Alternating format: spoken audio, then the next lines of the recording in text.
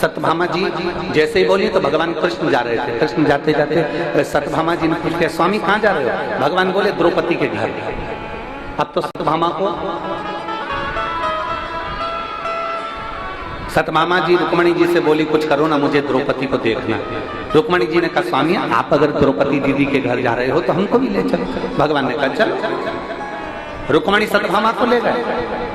द्रौपदी बाल सुखा रही थी, पाटी पाड़ रही थी, कंगा कर रही थी, चोटी बना रही थी। इतने में द्वारकाधीश ने कह दिया, द्रौपदी तुम्हारी दो दो भाभी आई हैं, तुम ननंद हो, तुम्हारे बाल तुम्हारी भाभी बना देगी। इतने में रुक्मणी जी आगे बढ़ी बाल बनाने के लिए। सत्यभामा जी ने कोनी मारकर पीछे कर, तुम रुको, आज अच्छे से इसका बाल बना, आज मैं अच्छे से बाल बनाता। सत्यभामा जी आगे बढ़ी। बाल बनाते बनाते सत्यभामा जी ने एक बाल को चमके खींच लिया। खींचते से जैसे बाल खींचा, उसमें से आवाज आई, हे कृष्ण। कौन सी आवाज आई? हे कृष्ण। सत्यभामा जी को लगा द्रौपदी के केश में से आवाज। फिर खींचा, फिर आवाज आई, हे कृष्ण। फिर खींचा, फिर आवाज आई, हे कृष्ण। सत्यभामा जी रुक्मणी जी से बोली, समझ में नहीं आ रहा।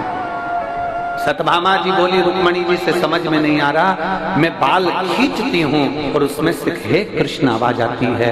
तब भगवान कृष्ण प्रकट होकर बोले, सुनो सत्यभामा, पूरी पृथ्वी पर कोई संत, कोई साधु, कोई महात्मा, कोई जोगी, कोई सन्यासी, कोई तपस्वी इस संसार में जन्म नहीं लिया जिसने एक दिन में 3.5 करोड़ बार मेरा नाम लिया हो। केवल एक द्रौपदी है जो 3.5 करोड़ बार मेरा नाम लिया।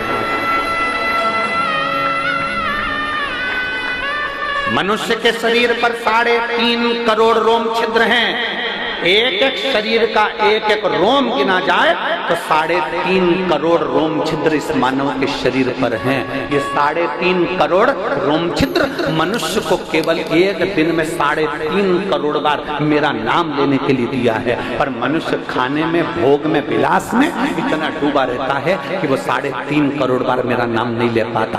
केवल संसार में एक द्रौपदी ऐसी है जो एक दिन में 3.5 करोड़ बार मेरा नाम लेती है। इसलिए मैं दौड़ कर इसके पास आ